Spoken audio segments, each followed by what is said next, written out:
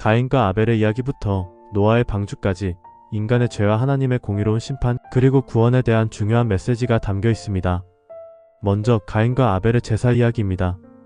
두 형제가 하나님께 제사를 드리는데 하나님은 아벨의 제사를 받으시고 가인의 제사는 거절하십니다. 왜 그랬을까요? 아벨은 마음을 다해 준비한 최상의 제물을 드렸지만 가인은 형식적이고 자기중심적인 태도로 제사를 드렸기 때문입니다. 가인은 제사가 거절된 것에 분노합니다. 하지만 그 분노를 통해 자신의 잘못을 돌아보는 대신 동생 아벨을 질투하게 됩니다. 결국 가인은 아벨을 들판으로 유인해 살해하는 끔찍한 선택을 합니다. 이는 성경에 기록된 최초의 살인사건으로 인간의 죄가 얼마나 깊이 뿌리 내렸는지를 보여줍니다. 이후 하나님은 가인을 심판하시며 그에게 세상을 떠돌며 불안 속에서 살라는 저주를 내리십니다.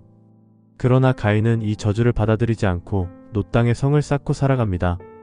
가인의 이야기는 죄가 인간 사회에 어떤 영향을 미치고 어떻게 확산되는지를 보여주는 강력한 경고입니다. 창세기 5장으로 넘어가면 죽음의 족보라 불리는 기록이 나옵니다. 아담의 후손들이 태어나고 자식을 낳고 죽음을 맞이하는 과정이 반복되죠. 이는 인간의 타락으로 인해 죄와 죽음이 세상에 들어왔음을 보여줍니다. 그러나 이 족보는 단순히 죽음만 이야기하는 것이 아닙니다. 인간이 죄로 인해 죽음을 맞이하지만 하나님의 은혜로 생명이 이어지고 있다는 것을 보여줍니다. 이 족보는 노아의 출생으로 잠시 멈춥니다. 노아는 하나님의 은혜를 입은 특별한 인물입니다. 당시 세상은 죄악으로 가득 차 있었고 하나님은 인간의 타락에 큰 슬픔을 느끼셨습니다. 결국 하나님은 세상을 심판하기로 결심하시고 노아를 통해 구원의 계획을 세우십니다. 하나님은 노아에게 방주를 지으라고 명령하십니다.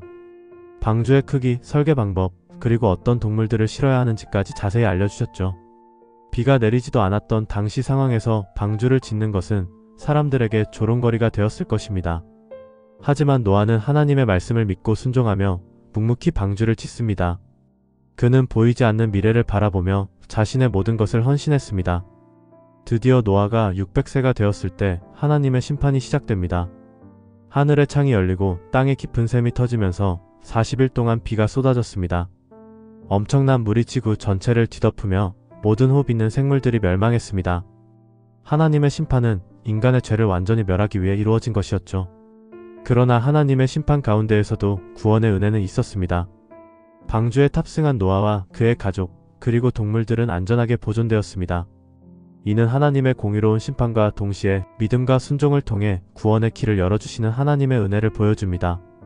노아의 방주 이야기는 단순히 과거의 사건이 아닙니다. 오늘날 우리에게도 깊은 메시지를 전합니다.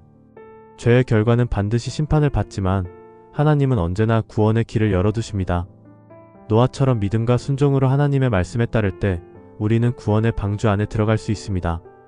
이 이야기는 인간의 죄와 하나님의 공의 그리고 은혜를 다시 한번 생각하게 만듭니다.